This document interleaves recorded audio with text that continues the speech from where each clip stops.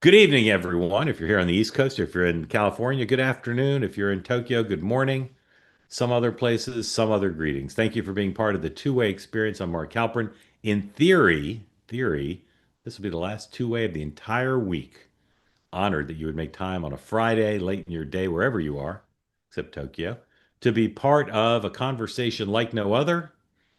And we welcome your participation. If you're here on the two-way platform, please raise your electronic hand to be part of the conversation, to get in on it. Our guests tonight are fabulous, a returning champion and someone who's never been here before, both with so much Washington experience that would make Vernon Jordan feel embarrassed. I don't know. That may not make any sense to a lot of you. Anyway, two great guests and three big stories and a lot of little ones. More on the shutdown. Hamas kind of accepted the U.S. Israeli peace offer, and uh, it's not Diddy. What's the third story? Somebody remind me. I'll have to look. There's a third Portland. story. Portland. Portland, this long simmering, slow gestating, kind of confusing and annoying story about the federal law enforcement presence in Portland, Oregon, um, has some burbling development. So those are three big things. There's some little things. So here's how it's going to go. I'm gonna I'm going to give a word from one of our sponsors because this program is heavily sponsored all of a sudden.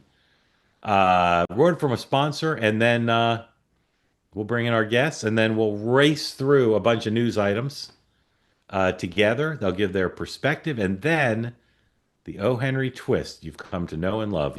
We'll start calling on some of you all, or as Hogan Gidley, a man of the South, would say, all y'all. So stand by for that. And again, if you want to be in the conversation, raise your hand. If you're not going to raise your hand, but you still participate, you might want to use the chat. Very common feature. Write some things in there, type, nimbly type, and I get some advice for you, whether you're on YouTube or X or here on this platform. Don't put smack in the chat. Just don't do it. Tonight would be a good night for us to have clean chat. And remember those words: peace, love, and understanding. Great classic Nick Lowe song, covered by Elvis Costello, and extend the presumption of grace for all. One of our guests tonight, Hogan Gidley, just that's all he does. He extends grace to others. It's on his business card. He's that's how central it is to Hogan. So stay tuned for our guests and our conversation. And again, if you want in the conversation, please raise your hand. First sponsor tonight is an oldie and goodie, Cozy Earth. The folks from Cozy Earth, longtime sponsors of this program. We value their participation. And tonight, as we head towards fall, I don't know about you all, but it went here from humid and hot in the last 48 hours to full on fall weather. Good time to purchase the Cozy Earth bamboo sheets and the Bubble Cuddle blanket. You heard me, the Bubble Cuddle blanket. It's a combination of comfort and style, both of them viscose made from bamboo, extremely comfortable, very breathable, very sleepable, very luxurious, and an affordable price even without the discount. But with the discount, 20% off. Go to cozyearth.com, use the promo code two-way to get 20% off the bamboo sheets, the bubble cuddle blanket, anything else that will keep you cool and comfortable in the fall. Right now, go to cozyearth.com, buy whatever you want, get 20% off, and tell them you heard about it right here on Two Way, and they will believe you. They will believe you because a lot of people from this platform buy stuff on cozyearth.com. Excuse me while I plug in some power because I got a lot of devices going, not all of them fully charged. In any event, join us now. Two great people with great Washington experience and knowledge about the world, one of whom a familiar face to fans of the two-way platform and those who are students of the Sarah Huckabee Sanders era Trump White House and Mike Johnson photo ops, Hogan Gidley. Hogan, you've worked for Mike Johnson, you've worked for Donald Trump, you've worked for Mike Huckabee and Rick Santorum. Those are four politicians I know you've worked for. Who am I missing? What other politicians have you worked for? Elizabeth Dole. Oh, that's right. I knew that too. What I'm trying to do, though, is get a clerkship at the Supreme Court. So I will have worked then for the executive branch, the legislative branch, and Yeah, eventually the yeah. judicial branch. So I can be a full-on swamp creature at that point. Good luck with that. Who you know didn't work for anybody else on the Hill, for instance? No, my first Yeah. time on the Hill was with the speaker. Interesting. Interesting. All right. Our other guest has never been on before, which seems shocking. Shocking.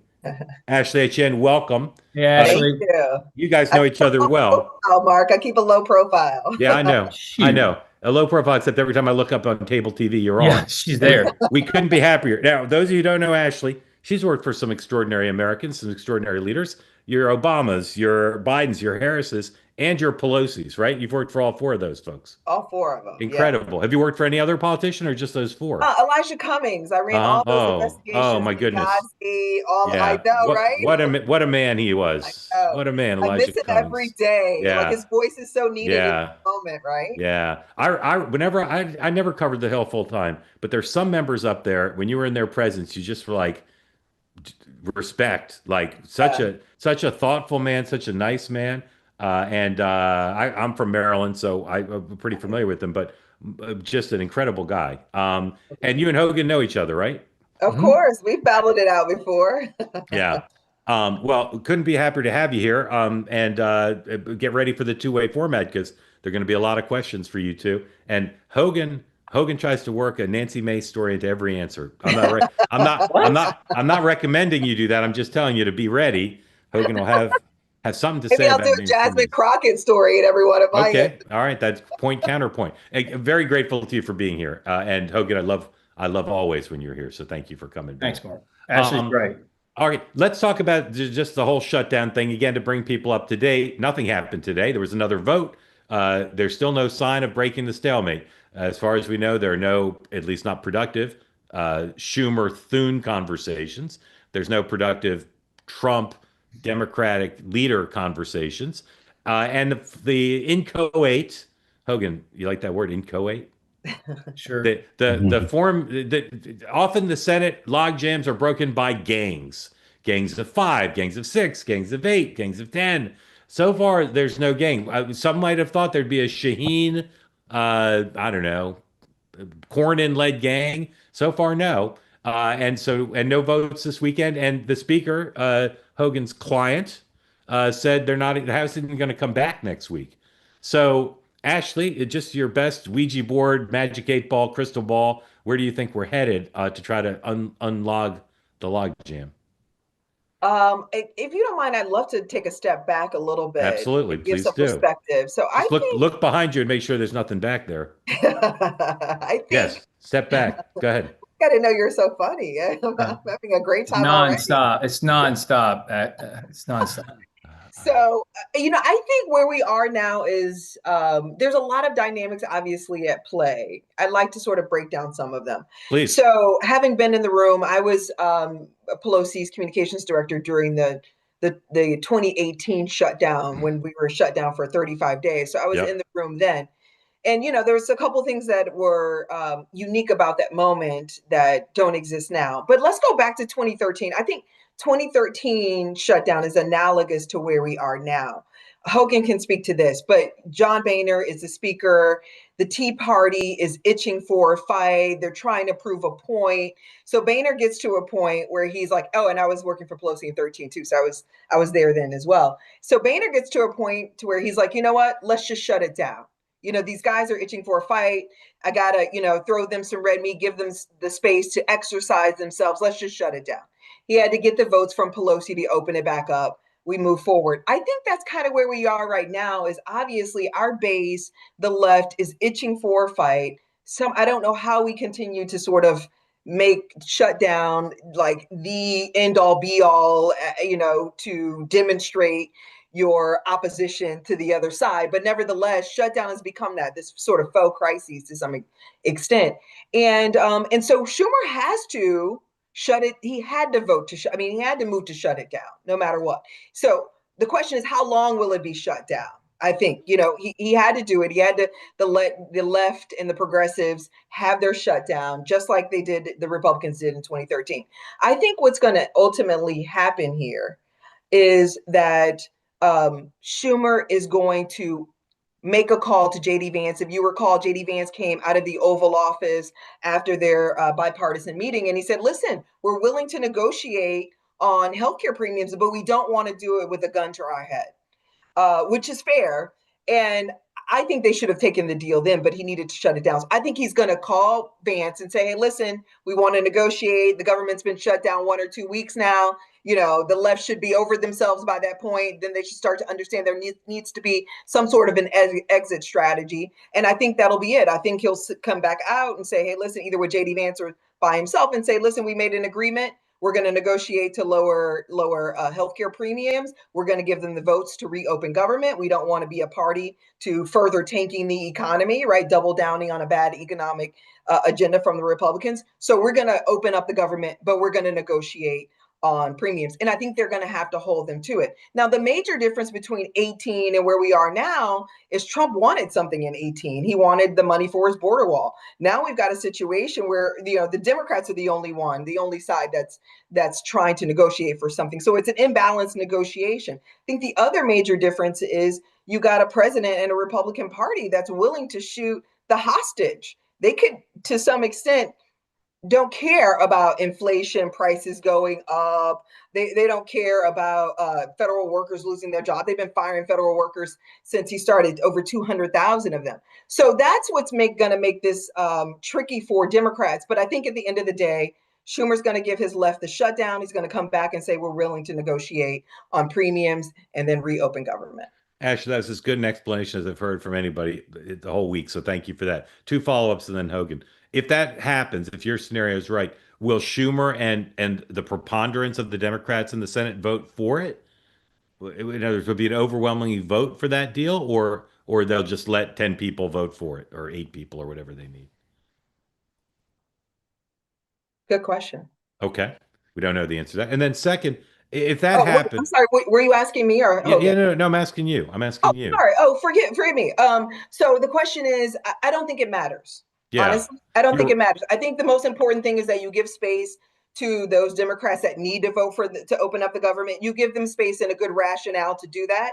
And and maybe if you puff yourself up like Trump, you can say at the end of the day you won because you brought the White House to the table to start negotiating on your own terms, right? Well, not your own terms, but on the issue that you're trying to push, which is premium. So yeah, I think that doesn't matter. Yeah. But at a minimum, enough to open up the government. You're a very polite guest because I realized that was a stupid question because it's too small. The right way for you to say that was, Mark, that doesn't matter.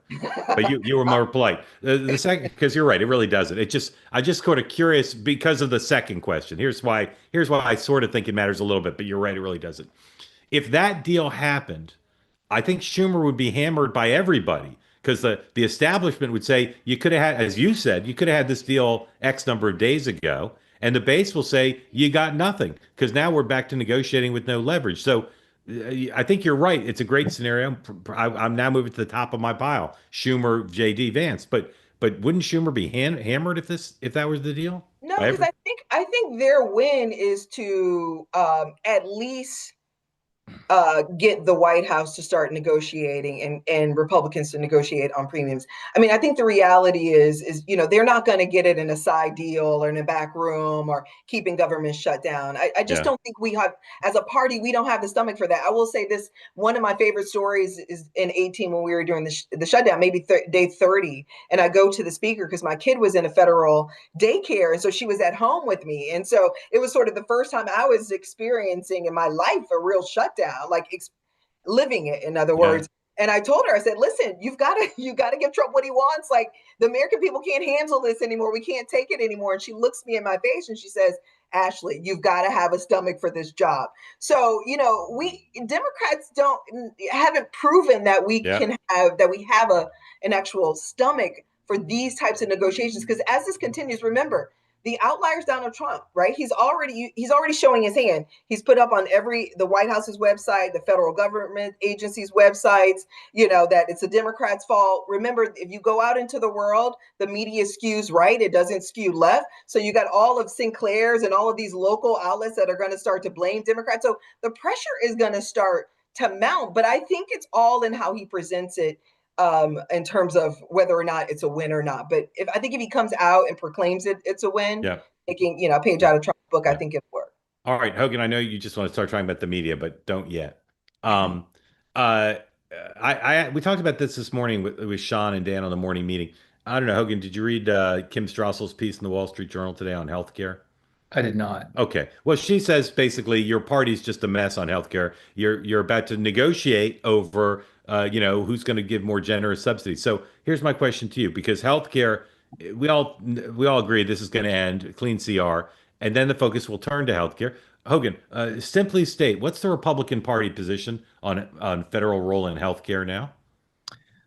All right. Take all the time you want. Yeah. All right. Like this, Are clear, you clear, are clear I his know. throat. are you for the status quo? Are you Well, for first of all, subsidies? first of all, Yeah. Ashley's correct. These negotiations will occur, but they're already in talks with the return to regular order and appropriations bills Yeah. with both Yeah. sides coming to the Yeah. table. And by the way, a little plug here for someone I work for. If Republicans return to regular order, this will be the first time probably since Boehner, maybe, that we Yeah. actually didn't do just govern with CRs. Yeah. Pelosi did A lot of regular CRs. order several Yeah. times. Yeah. So that's a big deal. But that's kind of the whole point of what this fight is about. We can have these conversations about where healthcare is going, but we have to do it in regular order and not with the CR. Let me ask, break it down. Does your party support the Affordable Care Act, or do you want to repeal it? I don't think anybody in our party supports the Affordable Okay, Care Act, but but do you want to hold repeal on, it? Mark, I love you. You gave Ashley like an hour and a half. I need a little I'm bit of not. time here to I'm unpack. I'm in colloquy with the gentleman from South Carolina. I'm not trying Yeah, to I know, stop you. but let me Yeah. unpack that a minute. Okay, you don't support it. There's no question we don't support it, but also it's law. So what do we do to make it better for the American people? And I think that debate is coming. How that looks and what shape that takes, I don't know Yeah. yet, because I'm not in those conversations. I'm in other conversations right now. I will say, just from a broad 30,000 foot view, it is hilarious to me that Obamacare was supposed to fix healthcare. And yet here we are talking about healthcare 20 years later. So Yeah, that's I hilarious. think- That's hilarious. You know what's hilarious to me? Your party's now had control of the White House in both chambers twice under Donald Trump, and you haven't done anything to make healthcare better. I'm sorry? Haven't done anything to make it better? You say the Affordable Care Act's ruining America. It's making healthcare worse, and by the way, you haven't repealed it. we just You haven't kicked. repealed it. I'm sorry. We just kicked 1.5 million illegal aliens off of the healthcare system. Well, but that did we that just didn't got make that a didn't make million people healthcare who didn't make can healthcare work, who yeah, refuse to work off of the healthcare system. it didn't make Of course, healthcare. we're making it better. You kick people off. You didn't make healthcare better for me. It functions better when it's not clogged up with people who do not have the right to be here in the first place. Maybe marginally. All right, Polymarket. Polymarket. Our partners at Polymarket, again, is a platform where investors can place bets on anything. Is Hogan going to wear a necktie when he's on two-way? You can bet on anything. Our partners there have two great Polymarket questions. So let's Polymarket them both. First, will the next government funding bill be a clean CR? Let's put that one up. What are the odds that the next funding bill will be a clean CR? Here's what the bettors on Polymarket said: 32%. It fell pretty dramatically. It was up to 50%. Now it's down to 32% chance that it is a clean CR by the end of the year. And then the second one we want to Polymarket is, when will the government shutdown end? This is an interesting one. When will it end? 48% say it'll end October 15th or later. That's almost 2 weeks away. And then you can see as only a few people think it's going to end. Only less than the odds of it ending in the next 2 days is less than 2%. 17% say odds of what I say it's going to be. I think it's going to be in that October 6th to 9th range, which is early next week. So, Ashley, make your pick. If those are your four choices, which of those do you choose? I think it gets back. I actually think this is a good question for Hogan, since they're actually in power. I mean, Yeah. I would love, if you don't mind, I toss it over to him, because I Okay, think, Hogan, what do you pick? Well, I love that, because I would toss it to Ashley, because Yeah. it's their part of the vote to close it. However, I will say this. I think they start in the House, so we'll go to regular order, right? That's true. And we passed it. So it's over to the Senate, but whatever. So I think in this particular instance, it's a scheduling issue. They're going to vote again in the Senate on Monday. Most likely it'll fail unless something happens over the weekend. I think Ashley's correct that Thune and Schumer will get together and go, all right, let's make a public pledge to work on healthcare. You can come out and say you did that. We can say we held the line on the clean CR that you, Chuck Schumer, voted for a few months ago. Again, whatever. And 13 Republicans don't want times to take under any Biden. water on Fine. healthcare too. So I think it's going to be, I would argue, latter part of next week, because the House, the indications coming out, maybe we don't come back next week at all because we're still waiting for the Senate to move. So I just don't know. Okay. Speaker Pelosi, Leader Pelosi, extraordinary and is very skillful at managing the entire caucus from the far left to the center, and the Senate caucus too. Yeah.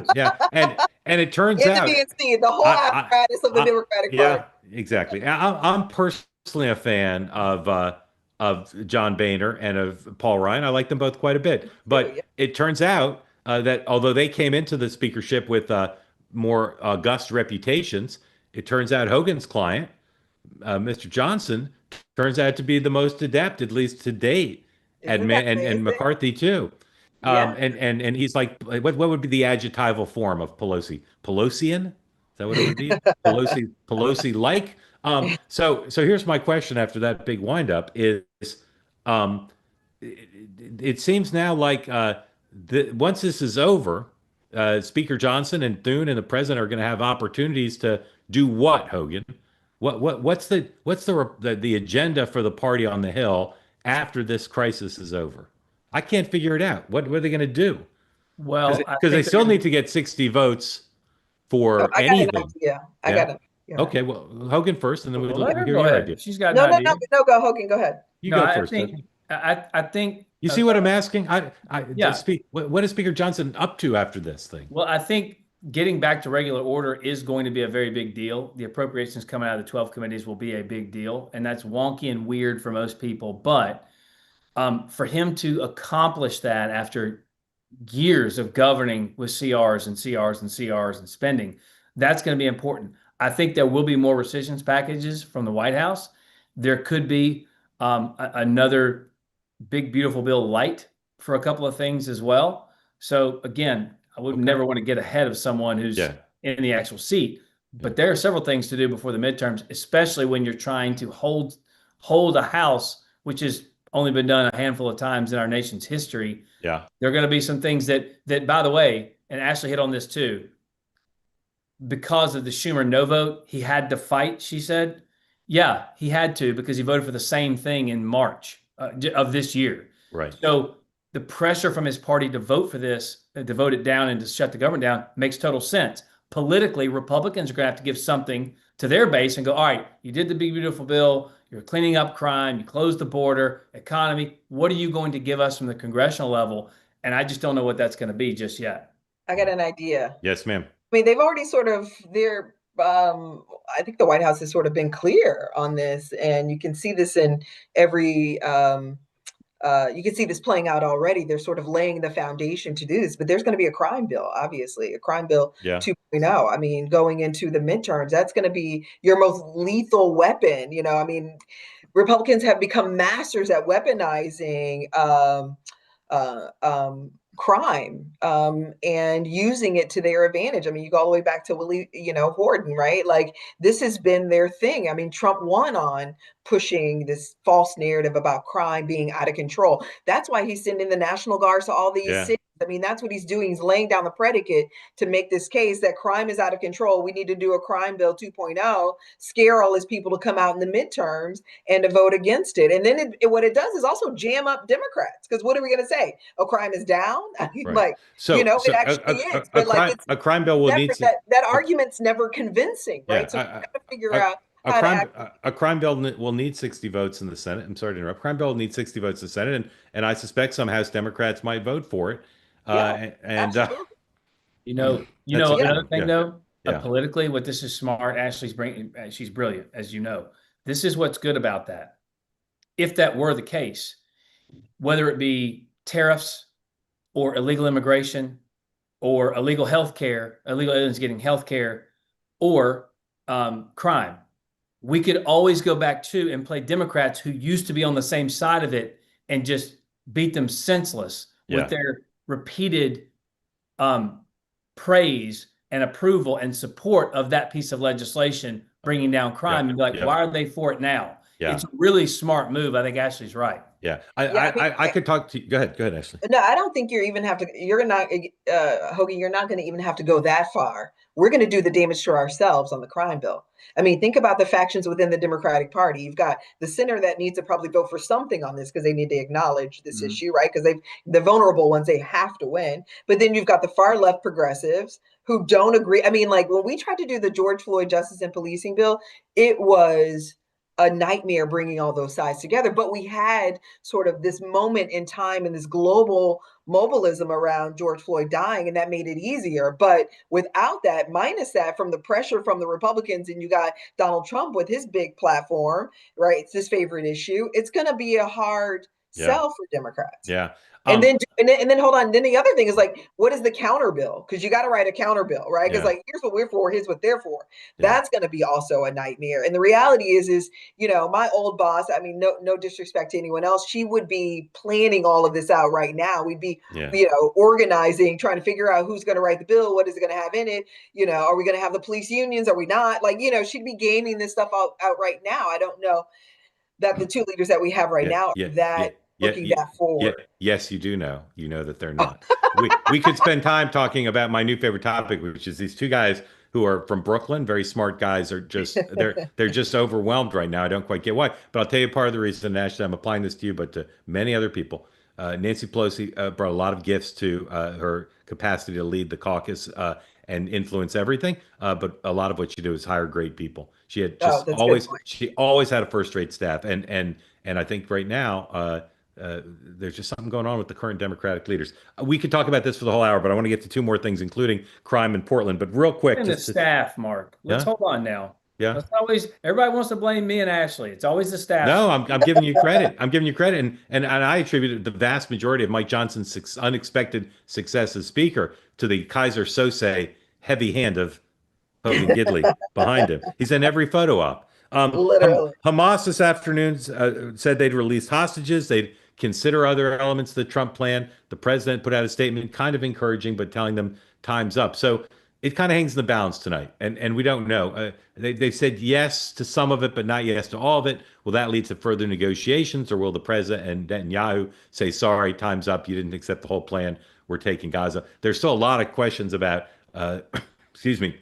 civilians in Gaza, in Gaza City, who say they can't get out. They just don't have the wherewithal to get out. And so we're in a potentially dangerous situation. But the ball is, the interesting question is the ball, I literally heard all three of these things. Is the ball in the president's court to decide whether to negotiate over Gaza's desire to change the deal? Is the ball in Hamas's court to say, well, okay, we'll take the whole deal because you won't accept us taking part of it? Or is it in Netanyahu's court? I've heard all three. So we'll see.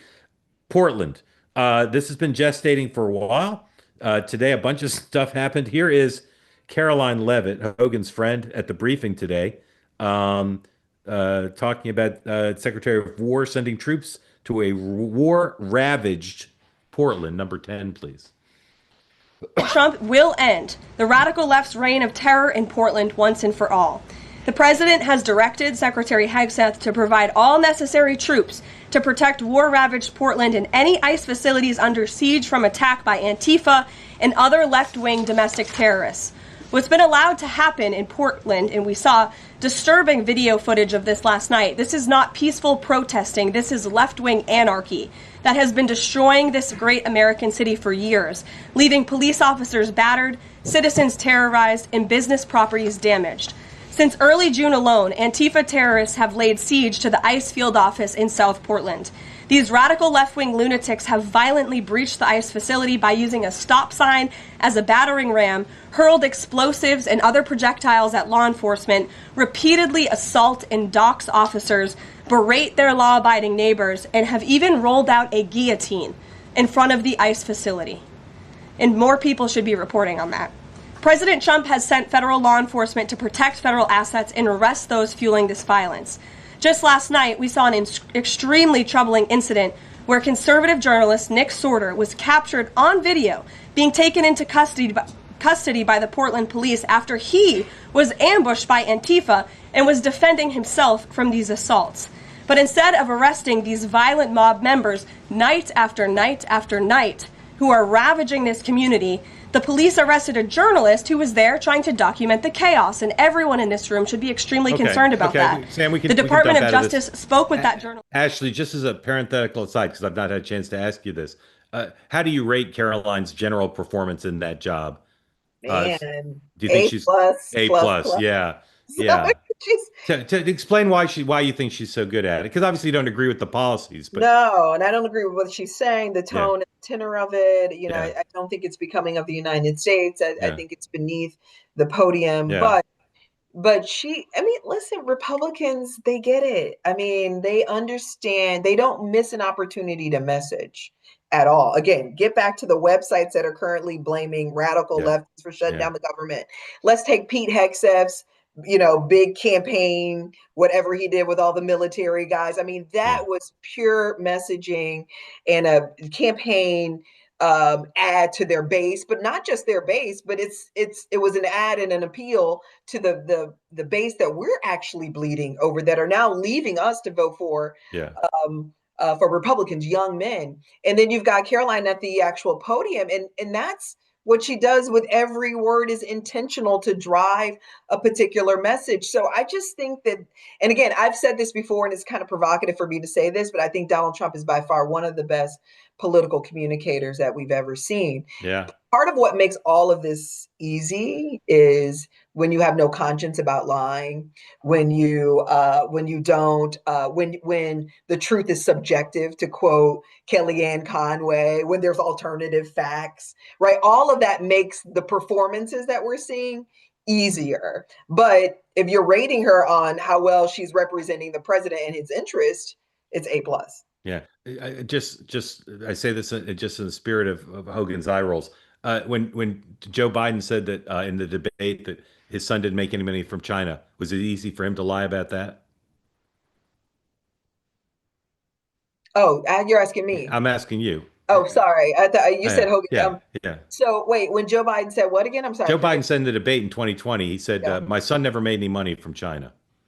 Was that easy for him to do? I'm not saying Joe Biden lies as much as Donald Trump, but this. I'm sorry, Mark. I don't know much about that issue. But right. if you're saying, if the question is if the point is Joe Biden has lied in the past, listen, as a Christian, shame on him. Yeah. Like I don't advocate for anyone lying. Okay, here's my question. But my larger point though is that Republicans are exceptionally good at messaging and taking every opportunity to message. And those were three examples that I laid out. But I think her job, what makes her so effective at her job, is she doesn't have that conscience. Right. Okay, so let me ask you about Portland. Like right now, Pam Bondi, Stephen Miller, Kash Patel, Hegseth, Caroline, they're all strategizing. They've all got these chess pieces. Like, we're going to send the guard. We're going to file this lawsuit. We're going to do this tweet. We know what they want to have happen in Portland. We know what they want the message to be. And they want it to spread wide and far and be part of the midterm conversation, liberal, Antifa, whatever. If you were the DNC comms director and actually had control over the Oregon Democrats, the national Democrats, what's the best outcome for Democrats here? Because I'll tell you what, it's not a process fight over who, can you say there's no crime or say mostly peaceful protests, right? That's a loser. So how do you take what is coming from the president and his team? What's a win for the Democrats as Portland unfolds? And how do you make that happen? Yeah, I think you create distance from Antifa. I don't think we've effectively ever done that. Yeah, right. Because my point is, like, what does Antifa have to do with me as a Democrat? Like, that has nothing to do with me. I don't even know who those people are.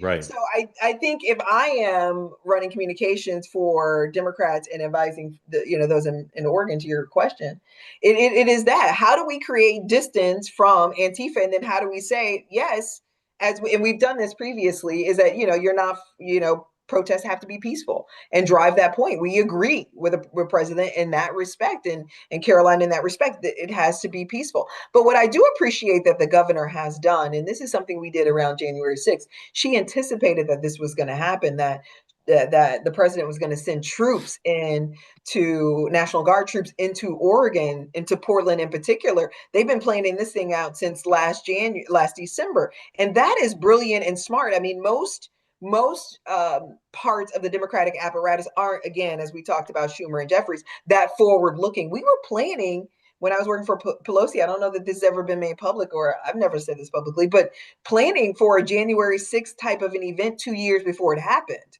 Right, just understanding the mentality of the president. So that's what I would say. And then I think, I wouldn't say this is the public messaging, but how do you ensure that the National Guard leaves? Because I think what the president wants to do is leave all of these National Guards behind in anticipation of the midterm election, to use and weaponize in all kinds of ways, intimidation, et cetera, et cetera, et cetera. Yeah. Hogan, what do people in Trump world say about the thing, just the example Ashley gave, like failure to distance from Antifa? Because as Ashley said, like, they've got no relationship to Antifa. It's not like, oh no, can we cut loose our friends in Antifa? But and yet your camp just sits there and just, what do you guys say about that? Like, do you say, how could they be so incompetent? How could who be so incompetent? The Democratic Party has now let Antifa be tied around their neck for a decade. For a decade. First of all, the messaging piece Ashley's correct about, which is, I think Republicans have gotten better at messaging, and we've finally gotten closer to where Democrats usually are.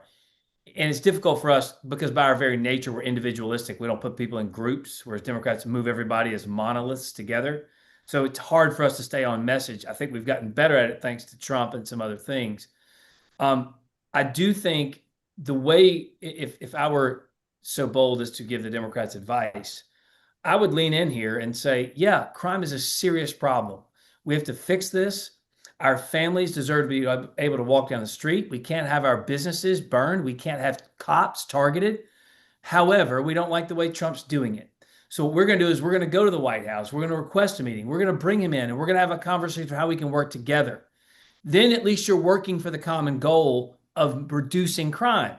As is, they're kind of like, no, crime doesn't. What are you talking about? It's safe here. There's no crime. What do you mean? Yeah. It's stupid. Well, That is like tone deaf. I disagree with that. But if there's one thing in this last election that it taught us too, the most offensive thing you can tell to a voter is what you're experiencing isn't true. Not real. No, right. The border's not open. We closed it. No, you don't pay more for gas and groceries. Inflation's transitory. You'll be fine. Don't worry about it. You're like, wait a minute. What?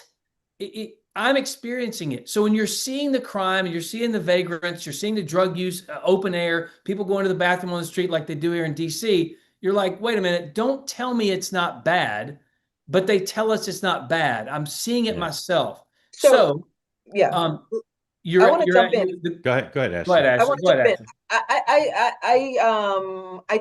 I think you're right, but I think that's an old strategy for Democrats. I think we've learned that lesson and we're trying to turn the page. I'll give you some really good examples. Look at Brandon Johnson, mayor out of Chicago. The way he's been messaging on crime, he said, I'll just quote one of his press conference where he started. He said, crime in the 80s was, we had 970 murders. In the 70s, we had 900 murders. And he goes through the decades and he said, and today we have 300 murders in Chicago, the same time period, right? And so his point is, has crime been a problem? It's always been a problem. This is what he says. It has always been a problem, but it is coming down, and it's coming down because we're making these interventions. But the way we actually make crime better is not with the National Guard. It's with jobs. It's with food. It's with education. And these are the things that we're doing to lower the crime rate. So and then you look at the mayor out of Baltimore. He's starting with, and I've been training these people. I've been working with this organization called Vera Institute, where we've been training Democrats to be better on crime. And this is their lessons that they're teaching each one of these mayors. Just watch them. It's pretty spectacular. They're opening by saying, "Hey, listen, is it bad? Absolutely, but it's going down." Ashley, what the answer is. So they're doing exactly what you're saying. Ashley, did you see the mayor of Chicago's? 5 times Joe Scarborough asked him if he'd like more cops on the street, and he wouldn't answer 5 times. He said no. Did you see that? No, was that recent? A couple weeks ago. It was really bad. It was. Really bad. I missed it. So, well, I didn't train him on that. Also, I'll send you the link to it. It was bad. What's hilarious about that too is Ashley's like, we're training Democrats to understand crime is bad. Yeah. No, Yeah. no, it's We're been Just had working to with them talk to about it. get. All right, No, I time got is to, a problem. I got to We stop you. were I talking got to about stop you, messaging, but Hogan. I We were got to, talking about yeah, messaging. I got to stop you both. I knew this was happening. As soon as I saw you two were on, I said I'm going to want to talk to him for the full hour. But we call this two ways. We got to get questions in. So here's what we're going to do. Thank you both. I'm going to tell you a little bit, one more news item, one more word from a sponsor, and then your questions for Ashley and Hogan. If you want to be in on the conversation, please raise your hand. We'll get to you in a moment. Stock market today. Winning week, number 21, Sam. Winning week, but the rally fizzled. So we didn't close at the all-time highs as we did yesterday, but a huge week on Wall Street. And here are the market updates from our friend David Bonson. Dow and S&P up, Nasdaq was down, but again, a very big week on Wall Street, despite the government shutdown. Although history shows it doesn't cause the market to drop. Reminder: if you want to learn more about the markets and about the economy, our friend David Bonson writes a newsletter called Dividend Cafe. Comes out every day. Subscribe now. It's free. Good price. I read it every day. You should too. Go to twoway.tv/TBG for the Bonson Group. Okay. One more word from one more sponsor. Hogan, you haven't been here for this sponsor, and I'll be curious what you think. It's they're our newest Is sponsor. this a Keira Knightley thing again? Fast growing trees. Hogan, have you ever had a tree mailed to you? You ever had a tree show up in the mail? Fast No. growing trees, they work with you. They say, I live in Memphis and I want the tree in my house. Or I live in Sarasota and I want it outside. They'll work with you to pick the right tree. It shows up at your house. Mine came in a 7-foot box. But take it seriously. When they say fast growing trees, they mean it. Right now, get 15% off your order from Fast Growing Trees. Go to fastgrowingtrees.com. Hogan, can you type that URL? Fastgrowingtrees.com. Easy. Just type it I in. love And this concept. promo code is two-way. And they'll send you a tree. It's the perfect time in most of the country to plant. They'll send you what you want. 1, 2, 3, however many trees you want. I love mine. And I loved unboxing it, but it just, you stand it right up and you got a tree in your house or outside your house, whatever you want. Again, go to fastgrowingtrees.com. Promo code two-way for 15% off. All right, here we go. He's bragging about having a yard. Yeah. Yeah. Here we I love go. the consultation part because The I've got like, consultation part's great because I got dead, Yeah. areas in my house with no light, and so it's like I need a plant that doesn't need a lot of Exactly. And if you go, let's be honest, if you go to a lot of greenhouses, nurseries, whatever, they're not really going to give you the same level of help, right? Totally. Yeah. No. So this is good. So young Fastgrowingtrees.com. 16-year-old that has no idea what's going on. Exactly. All right. Exactly. These people do. They're very informed. Here we go. Joe, welcome in. Thank you for being part of the two-way experience. Introduce you to Ashley and Hogan. Tell folks where you are, what's on your mind. How's it going? I'm calling from Seymour, Connecticut. I just had a quick comment and then a question. First, I'd love for you to have the guys from the fifth column on one day. I know you got Moynihan Yeah, you want them all trolling here? around, but Okay. if you ever could, I They're think hard it's to a good. they're hard to book. You're saying equivalent of, hey, you ever thought of having Taylor Swift on two-way tonight? It's I was roughly the gonna same. say them, Yeah. the guys from commentary. I figure Yeah. you get them all on, right? Yeah, I'll give it a try. I pledge to try for all three. How about that? Commentary, Very fifth column, and Taylor, and we'll see what happens. Thank you for the suggestion. good man, good man. My question is, when I look to my politics lean right, and if I look to anybody on the left that I could possibly try to say, okay, what's the idea here? What's the idea there? They come off so inauthentic at times that it's jarring. Like whether it's Schumer with the burger or even watching Jeffries as much as he's on television with the hand motions. Is there nobody around any of these politicians that tell them it looks weird? Like there's nobody around that says, no, people don't talk like this. Like, yeah, it's bizarre. There's you don't see anyone in the Democratic Party you think's a good speaker? Is that what you're saying? I'm not saying nobody, but the leaders of the party just seem odd, and it scares me that there's nobody to tap them on the shoulder and say, stop doing that. It's strange. Like you're turning people off." Yeah. Okay. It's a good question, Ashley. We've been watching. Leader Jeffries is on MSNBC more often than Nicole Wallace. I mean, he's just on he's on all the time. And he and Chuck Schumer don't seem to be doing that great. And there are plenty of people in politics who aren't that great. And I'll remind you of the famous Bill Clinton quote about Mitt Romney. He said, he's a very nice man, but he should not have a job that requires him to speak in public. So why are there so many Democrats? And I'd say there's Republicans too. But there are. How do people get into politics who can't give a convincing speech?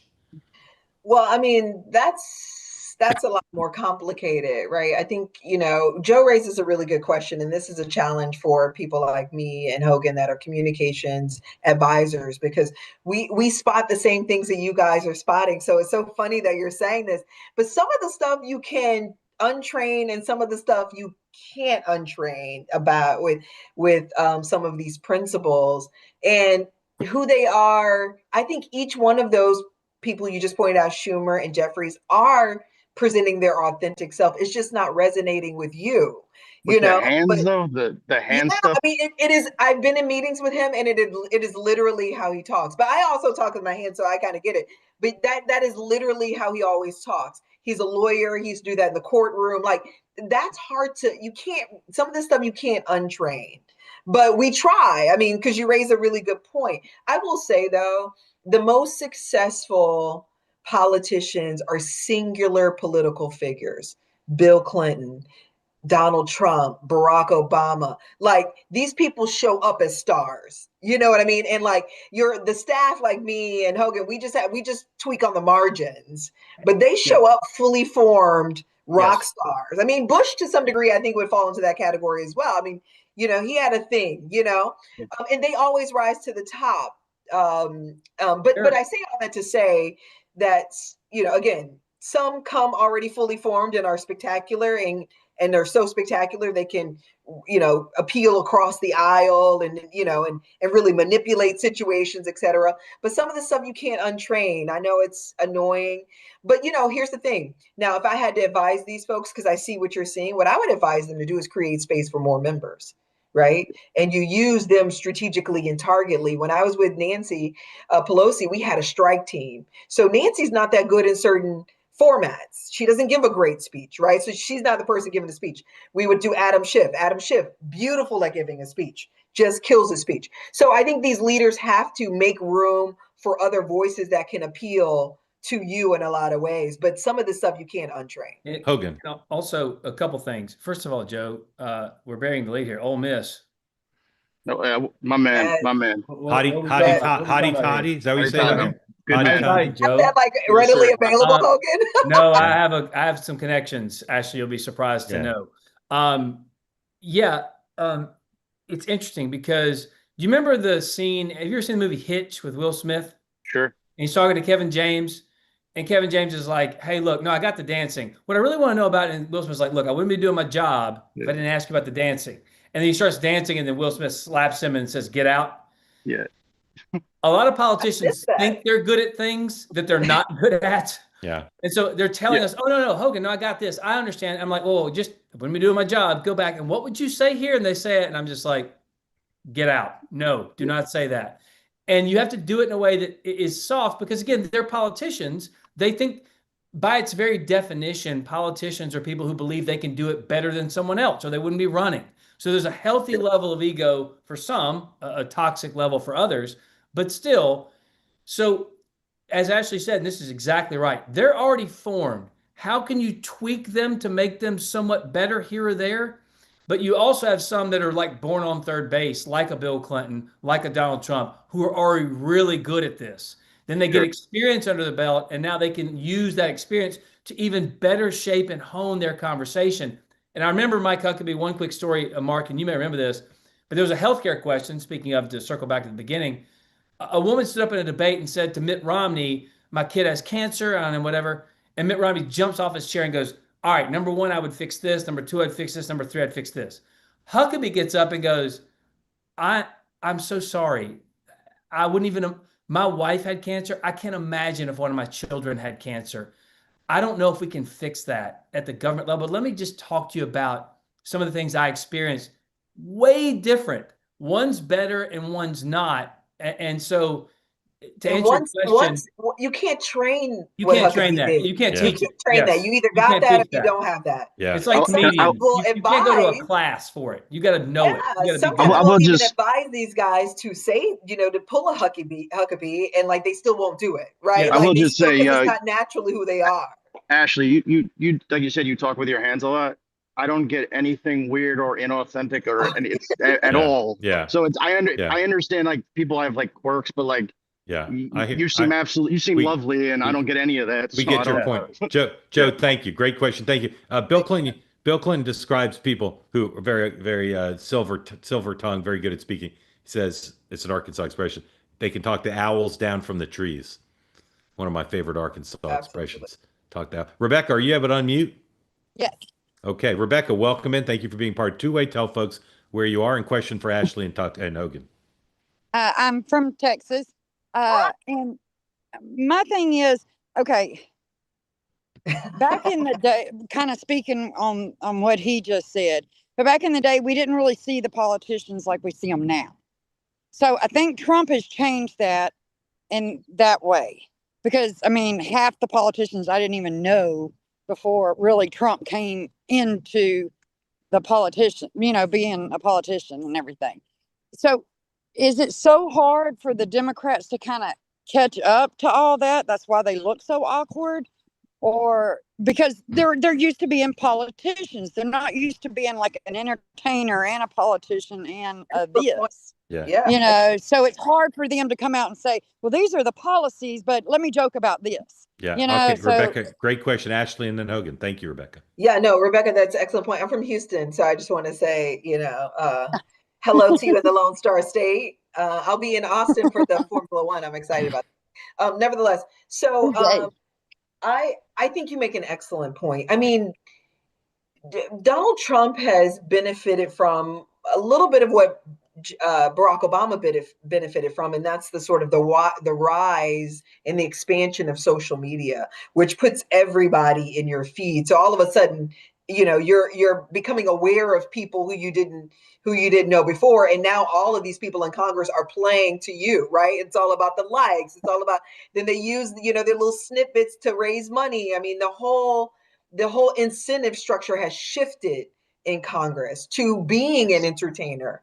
I mean, it's really kind of incredible. So moving from being a legislator, meaning I pass bills, to now being, to your point, a bit of an entertainer. That's why everyone on both sides do all these stunting now. Everything is about a stunt, right? Because it's about the likes. It's about my ability to raise money off the likes.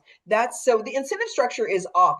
But I do think that the people who win in this current sort of social media environment are those who are more entertaining than not, right? And authentic.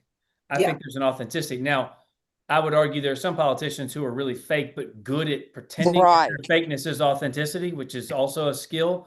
But like, I love, Rebecca, you're talking about Republicans and Trump. Great. But we also had to go through Bill Clinton, who was a master at this, Obama, who was a master at this. It's all of a sudden we're doing well, if not on par with the Democrat Party. So we haven't been there forever because we didn't have anybody like that was so good at media and so good at talking to people directly as those two gentlemen did. So, we're kind of new to the party. Yeah. Rebecca, thank you very much. Monica, also on her walk. We love being the accompaniment to physical exercise. Monica, welcome in. Tell folks who don't know where you are and what's on your mind for Hogan and for Ashley. I'm in Northeast Florida, south of Jacksonville. Yeah. And first off, I want to thank you, Mark, for your Next Up show this week on Thursday with the Turning Point USA young people. It really was, I guess to me, they really were created hope.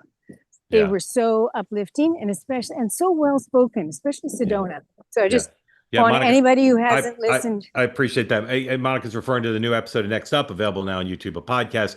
We had three young college students from Turning Point USA, two of whom had met Charlie once, the other hadn't, but all involved in Turning Point on their campuses. And as Monica said, just so filled with hope and extraordinary perspective and their stories of how they've coped with the assassination of Charlie Kirk, someone they so admired. So, Monica, thank you for listening and for your kind words about it.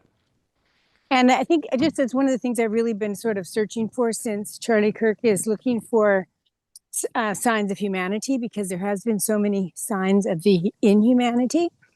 And there are people out there who really are demonstrating signs of humanity, which is hopeful. These young people were so lovely and so brave, and again, what we were trying to do, just that. We were trying to give people a sense of why Charlie Kirk was so influential, but also understanding how brave so many are being to try to carry on. So thank you for that again. Monica, So quick my question. We're a little question- bit up against the clock. Go ahead. So my question is, it's related to the comments that are made about the politicians who are not connecting with people, and how do they get into these positions? And I guess this question is for both, is why are people, because I don't think it's something you can teach. How do you advise people on connecting? Because there are people on the Democratic side and the Republican side that connect with the population, but they're not in the leadership roles. Most of them aren't. Yeah. And like Rohana, he's a Democrat, and I think he speaks authentically. He connects.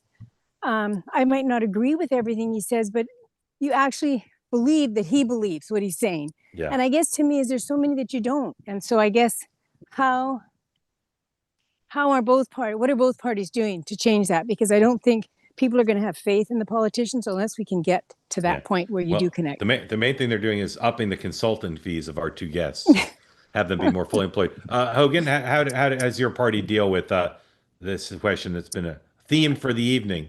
Yeah, I think there are opportunities you give to kind of rising stars. Each party has programs to kind of prop up some of the younger faces, the more articulate voices, and put them out there and see if they can handle the spotlight.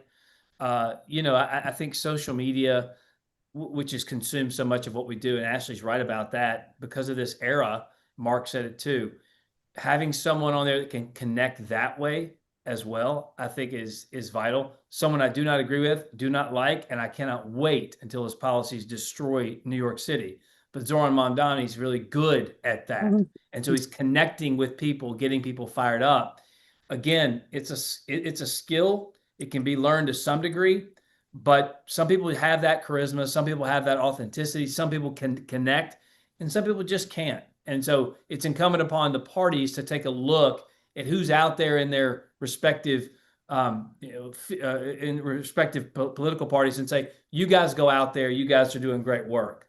And it's up to them to try and separate themselves to some degree to get noticed as well. But the younger folks, they're getting more top billing than they ever used to. Yeah. Actually, just a couple minutes left total. So yeah, no, I just think really quick, I agree with everything Hogan said. I said earlier that what we did when I worked for Pelosi is we created a strike team, which gave room, which, was like 12 or so new voices across different spectrums that appeal to different audiences. And we pushed them out front. So they would do most of the interviews, the podcasts, do most of the videos. Like that's literally what their job was. And I think that worked. And you've seen a lot of rising stars come out of that. Jeffries is one of them. You had Mr. Schiff is another one of them, right? I could go on and on. Jason Crow seems very good. Jason Crow's fantastic. At least, there's so many really great. The next governor of Virginia, she was a part of our strike team. Yeah. So the new senator from Michigan, so the list goes on. And so I would just encourage our current leadership to replicate that, because that's how you expand and grow the bench, because none of these guys are going to stay around forever. Yeah. Monica, thank you for being part of Two Way. Grateful to you. Enjoy the rest of your walk. Ashley, we love having you on. What can we do to get you back? Up my fee. Okay, we'll double it. No, loved having you both on. And again, folks, these are two people with such vast expertise in on the Hill and in media and everything else. So this is the demand part, Ashley, where you say, only with Hogan will I come back on. Yeah, that's fine. Dynamic duo. Excuse me. Anyway, very grateful, Ashley, for you being here. Hogan, love having you back. And we'll be back Monday, 9 a.m. Eastern Time. Sean Dan and I will be back for the morning meeting, and more of everything. And this show will be on Monday. But have a great weekend. Enjoy everything, and we'll see you soon. And if you haven't listened to Next Up, I recommend it to you. Have a great night again, Ashley and Hogan. Thank you both. And bye, Hogan. See you. Have a great weekend, everybody. All right. See you guys.